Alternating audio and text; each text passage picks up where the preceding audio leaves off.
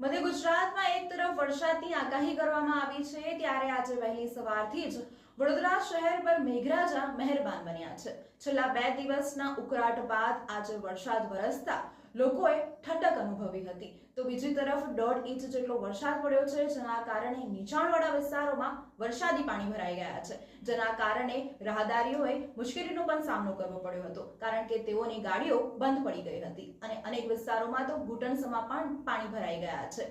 કેટલીક સ્કૂલોમાંથી તો વાલીઓને જાણ કરવામાં આવી કે તેઓના બાળકોને પરત લઈ જાય, તેમજ 1.5 ઇંચ જેટલો વરસાદ વરસવાના કારણે નીચાણવાળા વિસ્તારોમાં પાણી ભરાઈ ગયા, જેના કારણે લોકોનો શ્વાસ અદ્ધર થઈ ગયો હતો અને 10 વાગ્યા પછી વરસાદે વિરામ લેતા લોકોએ રાહતના શ્વાસ લીધા।